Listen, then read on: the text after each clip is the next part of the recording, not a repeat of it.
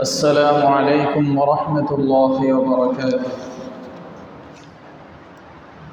الحمد لله رب العالمين، والصلاة والسلام على خاتم الأنبياء والمرسلين نبينا محمد صلى الله عليه وسلم وعلى آله وأصحابه أجمعين। সকল প্রশংসা জগৎ সমূহের পালনকর্তা আল্লাহর জন্য।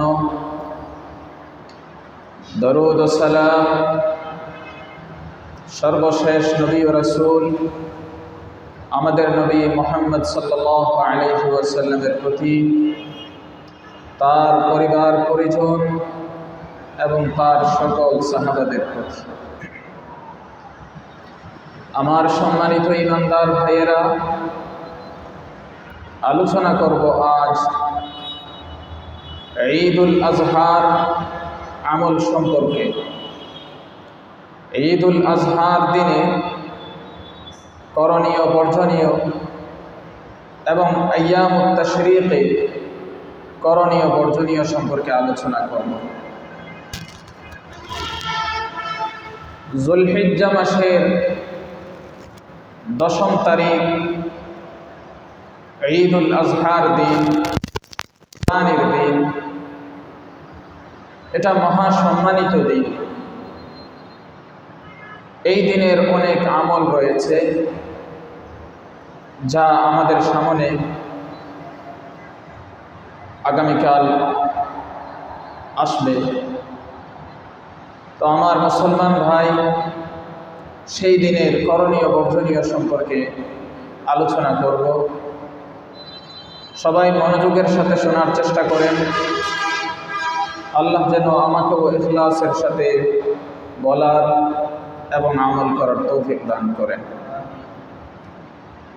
আমার মুসলমান ভাইয়েরা, সমস্ত কল্যাণ নবী মুহাম্মদুর রাসূলুল্লাহ সাল্লাল্লাহু আলাইহি ওয়াসাল্লামের পথ অনুসরণের মাধ্যমে, নবী মুহাম্মদুর রাসূলুল্লাহ সাল্লাল্লাহু আলাইহি ওয়াসাল্লামের পথ অনুসরণের মধ্যেই আমাদের জীবনের সমস্ত কল্যাণ রয়েছে। আমাদের জীবনের সকল বিষয়ে মুহাম্মদুর রাসূলুল্লাহ সাল্লাল্লাহু আলাইহি ওয়াসাল্লামের পথ পদাঙ্ক অনুসরণের মধ্যেই সমস্ত কল্যাণ নিহিত আছে। আর আমাদের নবী মুহাম্মদুর রাসূলুল্লাহ সাল্লাল্লাহু আলাইহি ওয়াসাল্লামের পথের বিরোধিতায় সমস্ত অকল্যাণ রয়েছে। নবীজির পথের অনুসরণে সমস্ত কল্যাণ, নবীজির পথের বিরোধিতায় সমস্ত অকল্যাণ। এই জন্য আমার বন্ধুগণ, আমি আপনাদেরকে আজকে কিছু বিষয় স্মরণ করিয়ে দেব, যেগুলো ঈদুল আজহার রাত্রিতে, ঈদুল আজহার দিনে এবং পরবর্তী 3 তাশরিক দিবসে 11, 12, 13 তারিখেও আমাদের করা, আমাদের বলা মুস্তাহাব বা সুন্নত কিংবা কোনোটা ওয়াজিব, এই সমস্ত বিষয়গুলো আমি আলোচনা করব এবং আলোচনা করব যে সমস্ত বিষয় থেকে আমাদের দূরে থাকা আবশ্যক, দূরে থাকা উচিত, ওই সমস্ত বিষয়ে আলোচনা করব। তো প্রথম বিষয় হচ্ছে ঈদুল আজহার দিনে গোসল করা। গোসল করা এবং পুরুষদের জন্য সুগন্ধি ব্যবহার করা। পুরুষেরা সুগন্ধি ব্যবহার করবে। সর্বোত্তম পোশাক পরিধান করা। নতুন পোশাক পরিধান করার কথা বলা হয় নাই, যে পারে সে পরবে, কিন্তু নিজের যে পোশাকগুলো রয়েছে এই পোশাকগুলোর মধ্যে সর্বোত্তম যেটা সেটা পরিধান করা। অপচয় ছাড়াই, টাকনুর নিচে কাপড় ঝুলানো ছাড়াই, অপচয় করা যাবে না এবং টাকনুর নিচে কাপড় পরিধান করা যাবে না। দাড়ি শেভ করা যাবে না, দাড়ি মন্ডন করা যাবে না, এগুলো হারাম, সবসময়ই হারাম। বিশেষ করে এই বরকতপূর্ণ দিনে আরো গুরুত্বের সাথে এগুলো বিবেচনায় রাখতে হবে। আর মহিলাদের জন্য ঈদগাহে বের হওয়ার অনুমতি রয়েছে শরীয়তের পক্ষ থেকে, তবে সাজসজ্জা প্রদর্শন করতে পারবে না, সুগন্ধি ব্যবহার করতে পারবে না। সুতরাং নামাজের জন্য ঈদগাহে গিয়ে সাজসজ্জা প্রদর্শনের মাধ্যমে, নিজেকে খোলামেলা উপস্থাপনের মাধ্যমে, পুরুষদের সামনে সুগন্ধি ব্যবহারের মাধ্যমে আল্লাহর অবাধ্যতা করা মহিলাদের জন্য বিশুদ্ধ নয়। দ্বিতীয় বিষয় হলো ঈদের নামাজ আদায় করা। আর মুস্তাহাব হচ্ছে এই দিনে নামাজের পরে খাবার খাওয়া, যেভাবে মুস্তাহাব হচ্ছে এই দিনে কুরবানির গোশত দ্বারা খাবার খাওয়া। ঈদের দিনে ঈদগাহে যাব, যত সম্ভব, যতটুকু সম্ভব, যতটুকু সহজ হয় আমরা পায়ে হেঁটে যাব। সুন্নত হচ্ছে ঈদগাহ ময়দানে খোলা মাঠে,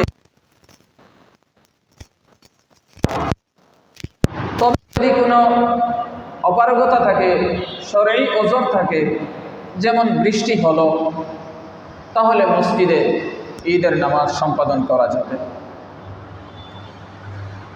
ঈদের নামাজ জামাতের সাথে হবে, মুসলমানদের সাথে। আর ঈদের নামাজের পরে মুস্তাহাব হচ্ছে খুতবা চলাকালীন উপস্থিত থাকা, খুতবা শোনা। আলিমদের মাঝে গবেষক আলিম যারা, তাদের প্রাধান্যপূর্ণ মত হচ্ছে ঈদের নামাজ হচ্ছে ওয়াজিব।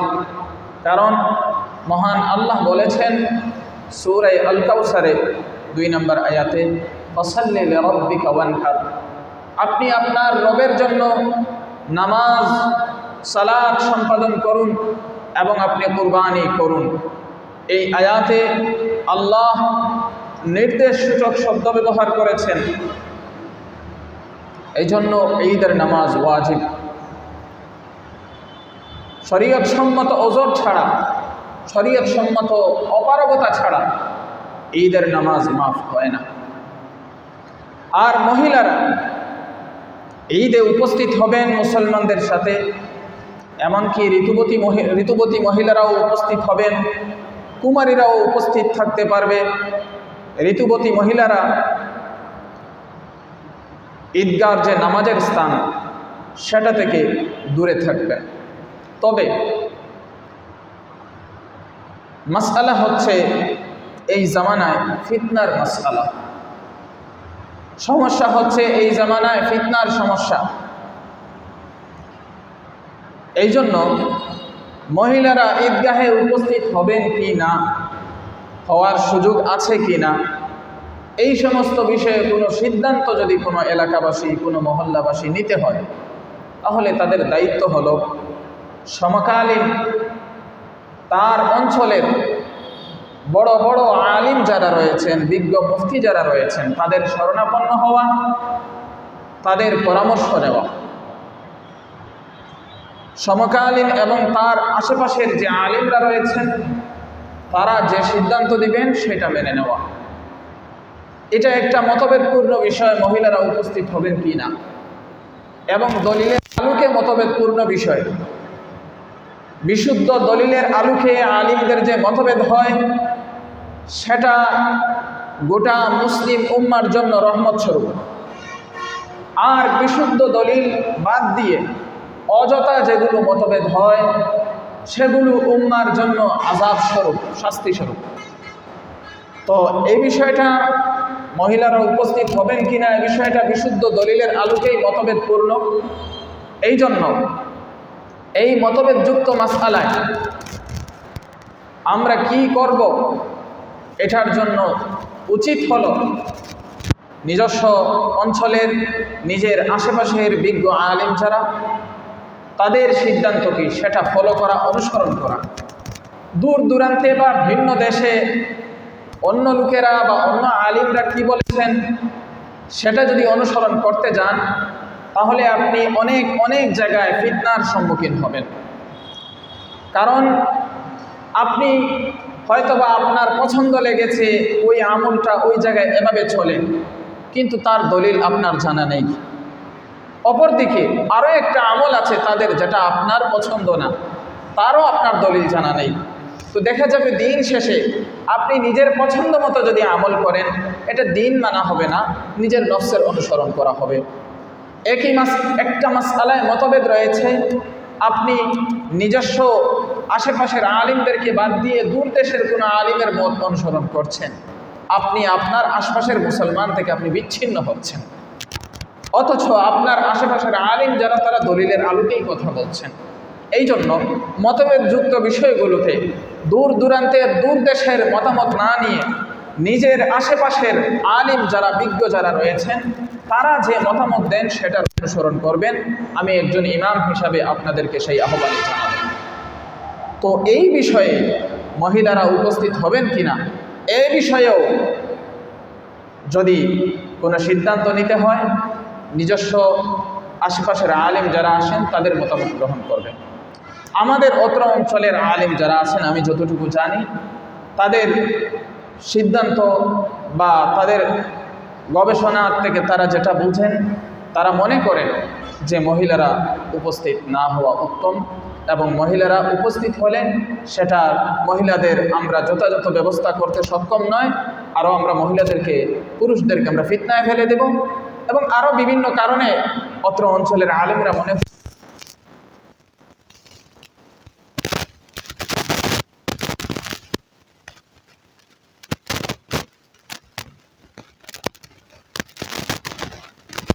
কারণ রাসূলুল্লাহ সাল্লাল্লাহু আলাইহি ওয়াসাল্লাম বলেছেন, সহিহ বুখারীতে 5562 নম্বর হাদিসে এসেছে, সহিহ মুসলিমে 1960 নম্বর হাদিসে এসেছে, সুনানে নাসাই 4398 নম্বর হাদিসে এসেছে। রাসূলুল্লাহ সাল্লাল্লাহু আলাইহি ওয়াসাল্লাম বলেছেন, মান যাবাহা ক্বাবলা আস-সালাহ মান যাবাহা ক্বাবলা আন ইউসাল্লি ফালইউইদ মাকানাহা উখরা ওয়া মান লাম ইয়াযবাহ ফালইয়াযবাহ। যে ঈদের নামাজের আগে জন্তু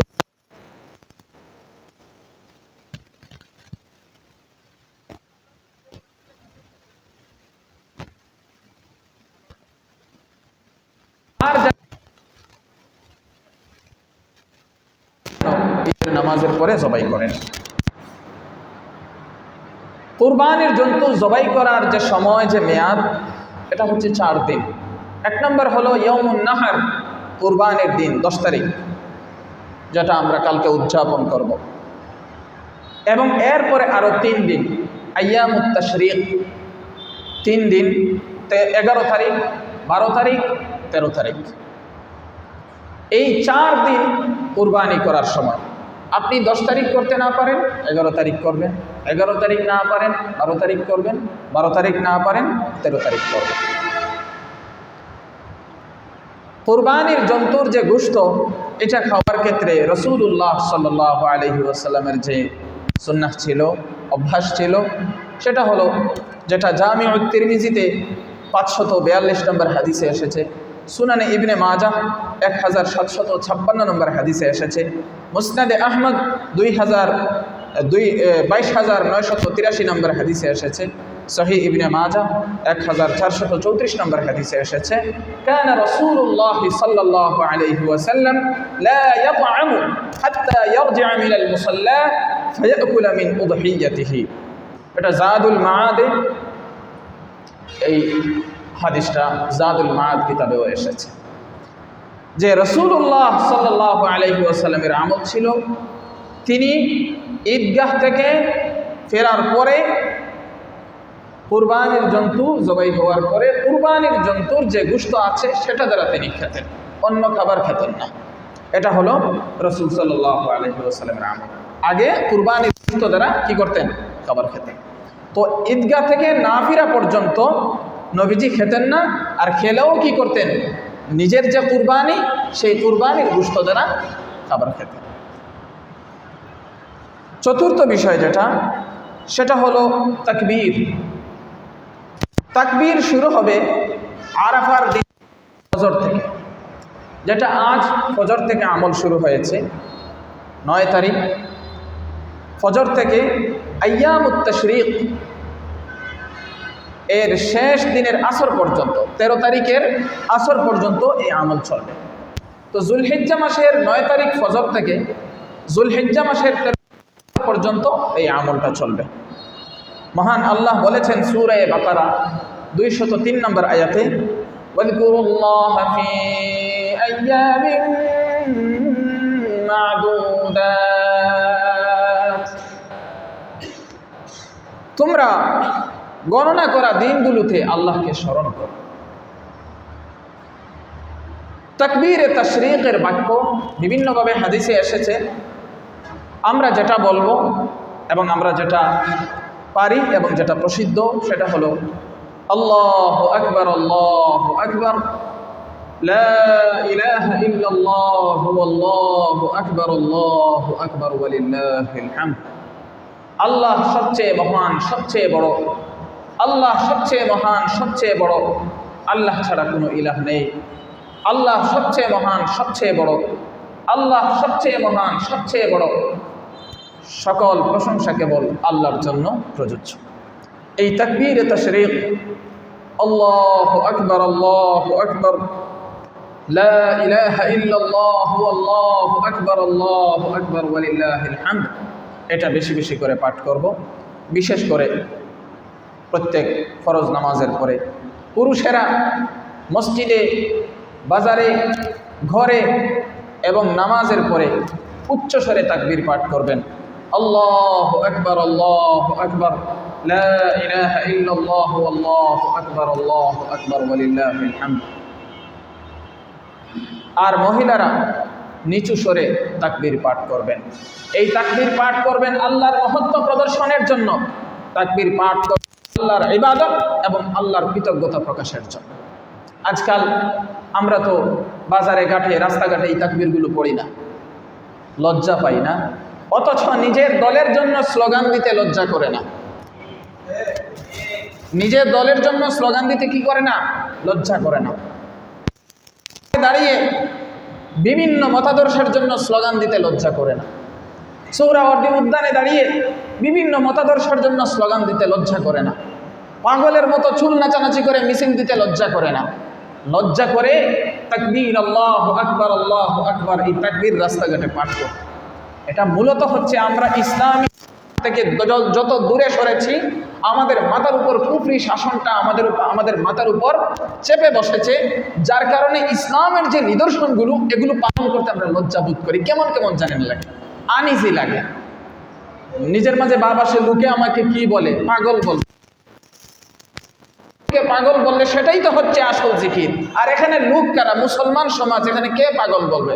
মূলত আমরা ধর্মের শিক্ষা থেকে বঞ্চিত, ধর্মের শিক্ষা থেকে দূরে। একবার নিজে জিজ্ঞেস করি, অমুক দল, তমুক দল, অমুক নেতা, তমুক নেতার নামে স্লোগান দিতে লজ্জা লাগে না? আর আল্লাহর জিকির, আল্লাহর তাকবীর, আল্লাহর বড়ত্ব ঘোষণা করব, আমার আনইজি লাগে। এটা কেমন? 2 জন, 4 জন, 10 জন, 20 জন মিলে মিছিল দেই, তখন সমস্যা নেই। মিডিয়া দাঁড় করে ফটো সেশন করি, ওগুলো সমস্যা হয় না। আর আল্লাহু আকবার, আল্লাহু আকবার, লা ইলাহা ইল্লাল্লাহু আল্লাহু আকবার, আল্লাহু আকবার ওয়ালিল্লাহিল হামদ রাস্তাঘাটে বলবো, নগরে, বন্দরে, বাজারে, শহরে, মার্কেটে, যত জায়গায় যাব বলবো। এগুলো বলতে আমাদের লজ্জা লাগে। আল্লাহ আমাদেরকে হেদায়েত দান করুন। আর এই যে নিচু মানসিকতা, আর এই যে আবদ্ধ মানসিকতা, এই যে আমাদের ছোট মানসিকতা, এই যে অনাকাঙ্ক্ষিত লজ্জা, এই জায়গা থেকে বের হয়ে আসার তৌফিক দান করুন। আল্লাহর নাম নিতে কোনো লজ্জা নেই। আসল স্লোগান হবে এটাই, সর্বত্র আল্লাহর রাজত্ব কায়েম করার জন্য আল্লাহর স্লোগান দেওয়া। এটা হলো আমাদের দায়িত্ব। আল্লাহ তাআলা আমাদেরকে বুঝার তৌফিক দান করুন। 5 নম্বর বিষয় যেটা, সেটা হলো রাস্তা পরিবর্তন করা। মুস্তাহাব হচ্ছে ঈদগাহে যাবেন এক রাস্তা দিয়ে, আসবেন আরেক রাস্তা দিয়ে। কারণ নবীজি সাল্লাল্লাহু আলাইহি ওয়াসাল্লাম এমন করতেন। যা সহিহ বুখারীতে 986, জামিউত তিরমিজি 541, সুনানে ইবনে মাজাহ 1314, মুস্তাদরাকে হাকিম 1092 নম্বর হাদিসে এসেছে। এই জন্য আমরা, এগুলো কিন্তু ওয়াজিব না, এগুলো করতে হবে এমন না, কিন্তু নবীজি সাল্লাল্লাহু আলাইহি ওয়াসাল্লাম এমন করেছেন। তো নবীজির ভালোবাসা আমার ভিতরে যত বেশি থাকবে, আমার দায়িত্ব হলো ঠিক তত বেশি নবীজি সাল্লাল্লাহু আলাইহি ওয়াসাল্লামকে অনুসরণ করা। 6 নম্বর বিষয় যেটা, সেটা হলো ঈদ সম্ভাষণ, ঈদের শুভেচ্ছা। এটা প্রমাণিত আল্লাহর রাসূল সাল্লাল্লাহু আলাইহি ওয়াসাল্লামের সাহাবাদের থেকে। আমার সম্মানিত শ্রোতাগণ, মহান মহিয়ান আল্লাহ সূরা আনআমের 162 নম্বর আয়াতে বলেছেন, কুল ইন্না সালাতি ওয়া নুসুকি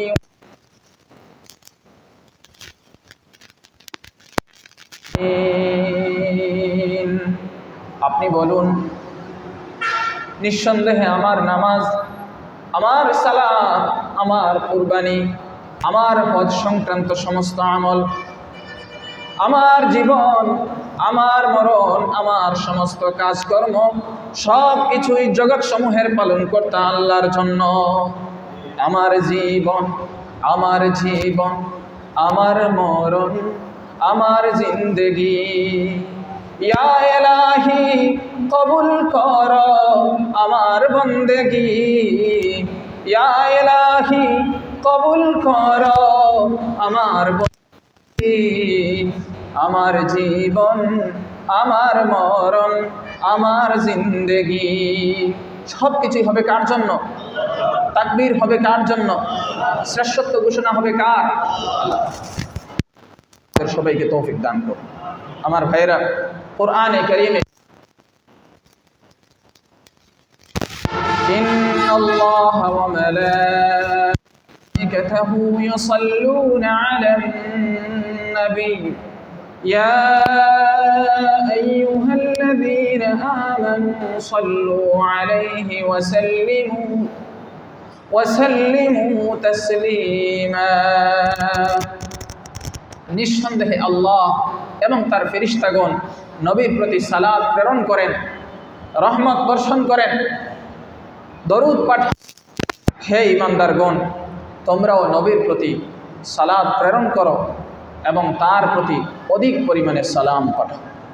আল্লাহুম্মা সাল্লি আলা মুহাম্মাদিন আবদিকা ওয়া রাসূলিক কামা সাল্লাইতা আলা ইব্রাহিম ওয়া বারিক আলা মুহাম্মাদিন ওয়া আলা আলি মুহাম্মাদ কামা বারাকতা আলা ইব্রাহিম।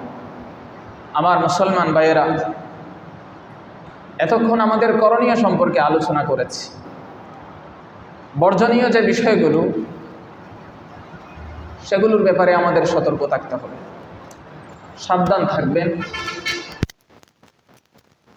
এগুলোতে বেশিরভাগ মানুষই লিপ্ত হচ্ছে। ঈদের দিনে হারাম দিয়ে সময় কাটায় মানুষ, অথচ আমরা মুসলমান। যেমন গান, সিনেমা দেখে সময় পার করে, ফিল্ম দেখে সময় পার করে, নারী পুরুষ, প্রাপ্তবয়স্ক ছেলে মেয়ে, মাহরাম গায়রে মাহরাম কোনো বাছবিচার নেই, অবাধে মিশ্রণ হচ্ছে, চলাফেরা হচ্ছে, মিলামেশা হচ্ছে। এগুলো হারাম, এগুলো গর্হিত কাজ, এগুলো পাপের কাজ।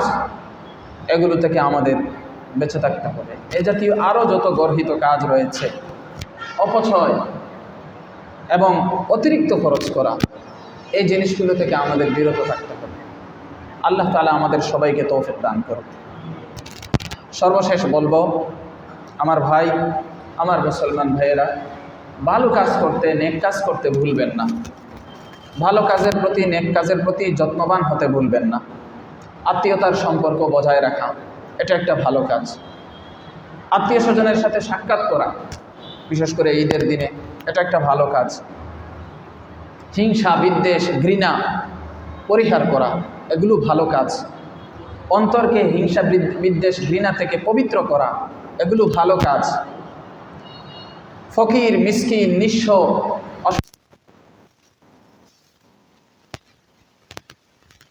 তাদেরকে সাহায্য করা, তাদের অন্তরের মাঝে আনন্দ, স্বস্তি দেওয়া, এগুলো ভালো কাজ। এগুলোর প্রতি যত্নবান হতে ভুলবেন না। পারবেন তো? হে আল্লাহ, আপনার কাছে প্রার্থনা করি, আপনি আমাদেরকে তৌফিক দান করেন এমন সব কাজ করার জন্য যেগুলো আপনি পছন্দ করেন। দোয়া করব যে আল্লাহ, আপনি যা পছন্দ করেন তা করার আমাদেরকে তৌফিক দেন, এবং যে কাজ করলে আপনি সন্তুষ্ট হন সে কাজ আমাদের করার তৌফিক দান করেন। এবং আল্লাহ তাআলার কাছে দোয়া করব, হে আল্লাহ আমাদেরকে জ্ঞানের ক্ষেত্রে গভীর বুঝ আমাদেরকে দান করে। দ্বীনের বুঝের যে গভীরতা আছে সেই গভীরতাটুকু আমাদেরকে দান করে। আল্লাহর কাছে দোয়া করব, হে আল্লাহ এই যে যুলহিজ্জা মাসের 10 দিন যে আমল যারা করেছেন, এই 10 দিনের তো অনেক আমল বলা হয়েছে, এই 10 দিনে যে আমলগুলো ছিল যারা করেছেন আমাদেরকে তাদের অন্তর্ভুক্ত করে দেন। এখনও তো কিছু আমল বাকি আছে, যে হে আল্লাহ আমাদেরকে ওই সমস্ত আমলকারীদের অন্তর্ভুক্ত করে দেন যারা এই 10 দিন ইখলাসের সাথে নিষ্ঠার সাথে শুধুমাত্র আপনার সন্তুষ্টির জন্য আমল করেছে। এভাবে আমরা আল্লাহর কাছে দোয়া করব। আমার ভাইয়েরা, তো আজকের সংক্ষেপে আজকে যে আলোচনাগুলো করলাম, যে কুরবানির রাত্রে, কুরবানির দিনে, ঈদুল আজহার রাত্রিতে, ঈদুল আজহার দিনে এবং পরবর্তী 3 দিন আমাদের করণীয় বর্জনীয়। 1 নম্বর বিষয় হলো আমরা গোসল করব, পুরুষেরা কি করব, সুগন্ধি ব্যবহার করব এবং সবাই যার যার সামর্থ্য অনুসারে নিজের যে পোশাকগুলো রয়েছে উত্তম পোশাক পরিধান করব। অপচয় করব না, টাকনুর নিচে জামা ঝুলিয়ে হাঁটব না এবং দাড়ি মুন্ডাবো না। এরপরে বিষয় হলো ঈদের নামাজ আদায় করব এবং ঈদের নামাজের পরে, ঈদুল আজহার দিনে ঈদের নামাজের পরে খাবার খাবো। আর যারা কুরবানি দিচ্ছি তারা কি করব, কুরবানির গোশত দ্বারা নিজের প্রথম খাবারটা খাবো। ঈদের নামাজে যাওয়ার সময় যথাসম্ভব পায়ে হেঁটে যাব। ঈদের নামাজ ঈদগাহে পড়ব, যদি বৃষ্টি হয় তাহলে মসজিদে পড়ব। ঈদের নামাজ জামাতের সাথে পড়ব, জামাতের সাথে সম্পন্ন করব। ঈদের নামাজের পরে মনোযোগের সাথে খুতবা শুনব। ঈদের নামাজ ওয়াজিব, ছাড়া ঈদের নামাজ আমরা বাদ দিব না। আর মহিলারা ঈদগাহে আসবে কিনা এই বিষয়ে সিদ্ধান্ত নিতে হলে, যদি মহিলাদেরকে উপস্থিত করব এমন কোনো সিদ্ধান্ত নিতে হয়, অথবা যে অঞ্চলে উপস্থিত হচ্ছেন তাদেরকে উপস্থিত করব না এমন সিদ্ধান্ত নিতে হয়, ওই অঞ্চলের বড় বড় স্কলার যারা, আলিম যারা, তাদের পরামর্শ নেবেন। কারণ এটা একটা মতভেদপূর্ণ মাসআলা এবং বিশুদ্ধ দলিলের আলোকে মতভেদপূর্ণ মাসআলা। আর বিশুদ্ধ দলিলের আলোকে মতভেদপূর্ণ মাসআলাগুলোতে নিজ অঞ্চলের যোগ্য বিজ্ঞ আলিম যারা, তাদের সমাধান নেবেন। আমাদের অঞ্চলে, আমাদের এই সাইডে যারা আলিম, তাদের থেকে আমি যতটুকু জানি যে তারা এটা পছন্দ করেন না যে মহিলারা ঈদগাহে আসুক, এবং এটার পিছনে দলিল রয়েছে। আল্লাহ তাআলা বুঝার তৌফিক দান করুন। তবে মহিলারা ঈদগাহে উপস্থিত হওয়ার ব্যাপারেও হাদিস আছে, দলিল আছে। এই জন্য বললাম বিষয়টা মতভেদযুক্ত বিষয়ে নিজের অঞ্চলের বিজ্ঞ আলিমদের অনুসরণ করবেন। কুরবানি করবেন ঈদের নামাজের পরে, ঈদের নামাজের আগে না, ঈদের নামাজের পরে কুরবানি করবেন। কুরবানির সময় হচ্ছে কয়দিন? 4 দিন, 10 তারিখ, 11 তারিখ, 12 তারিখ, 13 তারিখ। এবং নবীজি গোশত দ্বারাই কি করতেন? প্রথম খাবার খেতেন। 4 নম্বর যে বিষয় সেটা হলো তাকবীর। আজকে ফজর থেকে তাকবীর শুরু হয়েছে, 13 তারিখ আসর পর্যন্ত প্রত্যেক নামাজের পরে কি করব? তাকবীর পাঠ করব। এবং এছাড়াও যখন তখন রাস্তাঘাটে, বাজারে, বন্দরে আমরা কি করব? তাকবীর পাঠ করব। কিন্তু প্রত্যেক ফরজ নামাজের পরে একবার তাকবীর পাঠ করা এটা ওয়াজিব, এটা আমাদের মাযহাবে এটা ওয়াজিব, এটা একবার করতেই হবে। মহিলারা নিচু স্বরে বলবেন আর পুরুষেরা উচ্চ আওয়াজে বলবেন। 5 নম্বর যে বিষয় হলো ঈদের নামাজে আসবো, রাস্তা পরিবর্তন করব, আসার সময় এক রাস্তা, সময় এক রাস্তা, এটাও নবীজির একটা আমল। 6 নম্বর বিষয় হলো ঈদ সম্ভাষণ, ঈদ শুভেচ্ছা, সাহাবায়ে কেরাম থেকে প্রমাণিত আছে। আর বর্জনের যে বিষয়গুলো, যে যত প্রকারের অশ্লীল অপকর্ম আছে, বিশেষ করে এই দিনকে কেন্দ্র করে আনন্দের সুবাদে যে বিষয়গুলো, শোনা, ফিল্ম দেখা, সিনেমা দেখা, এরপরে নারী পুরুষ অবাধে মিশা এবং অপচয় করা, যেটা প্রয়োজন নয় তার চেয়ে বেশি খরচ করা, এই জাতীয় জিনিসগুলো হয়ে যায়। এগুলো থেকে বিরত থাকে। আর যে জিনিসগুলোর প্রতি গুরুত্ব দিব সেটা হলো আত্মীয়তার সম্পর্ক বজায় রাখা, এটাকে গুরুত্ব দিব এবং আত্মীয় স্বজনের সাথে সাক্ষাৎ করব, হিংসা, বিদ্বেষ, ঘৃণা এগুলো পরিহার করে চলব, আত্মাকে পরিশুদ্ধ করব এবং মিসকিন, ফকির, ইয়েতিম এদেরকে সাহায্য সহযোগিতা করব, তাদের দিলের ভিতরে আনন্দ জাগানোর চেষ্টা করব। আল্লাহ তাআলা আমাদের সবাইকে তৌফিক দান করুন। ওয়াসাল্লাল্লাহু আলা নবিয়্যিনা মুহাম্মদ ওয়া আলা আলিহি ওয়া সাহবিহি আজমাইন। উপরে নিচে